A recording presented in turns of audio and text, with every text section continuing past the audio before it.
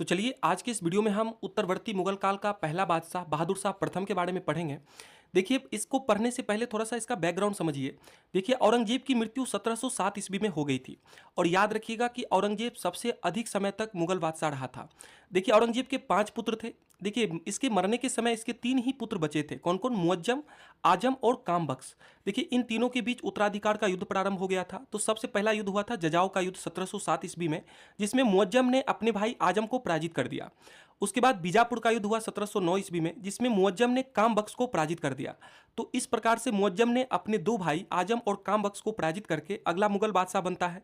यानी औरंगजेब के बाद अगला मुगल बादशाह कौन बना था? बहादुर शाह प्रथम। देखिए, इसे मुअज्जम के नाम से भी जानते हैं। बहादुर शाह प्रथम का वास्तविक नाम था मुअज्जम।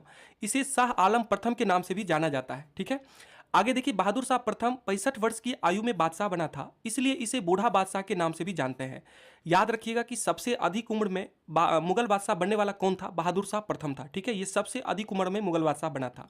देखिए, इतिहासकार का कहना है कि ये अंतिम मुगल बादशाह था जिसके बारे में कुछ अच्छे शब्द कहे जा सकते हैं। ठीक है, काफी इंपॉर्टेंट कथन है ये। आगे देखिए, इसे खफी खां ने साहे बेखबर की उपाधि दिया था। आप जानते हैं कि यह सबसे अधिक उम्र में मुगल बादशाह बना था, तो इसलिए इसे इतना पता नहीं होता था कि इसके साम्राज्य में क्या चल रहा है, क्या नहीं चल रहा है। ठीक है, तो इसलिए इसे खफी खां ने साहे बेखबर की उपाधि दिया था। देखिए, 1707 ईस्वी में जब इसने गद्दी पे बैठा तो इसने साहू को रिहा कर दिया। देखिए, 1707 ईस्वी में जब साहू महाराज रिहा हुए तो उस टाइम पे मराठा साम्राज्य ताराबाई के हाथों में थी।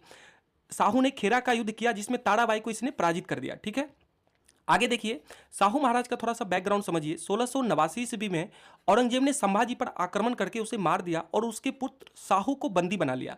देखिए, शिवाजी महाराज के पुत्र थे संभाजी और संभाजी के पुत्र हुए साहू महाराज। ठीक है, याद रखिएगा।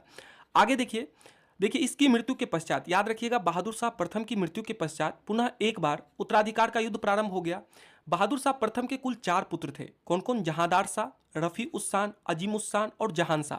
देखिए, अगला मुगल बादशाह बनता है जहांदार शाह और इसका मदद करता है मुगल बादशाह बनाने में, याद रखिएगा, असद खां का पुत्र जुल्फिकार खां।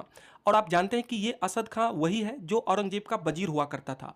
और याद रखिएगा कि वजीर के पद पर मुगल काल में सबसे अधिक समय तक रहने वाला यही था असद खां। 31 वर्ष तक यह औरंगजेब का वजीर के पद पे रहा था। ठीक है, काफी इंपॉर्टेंट है।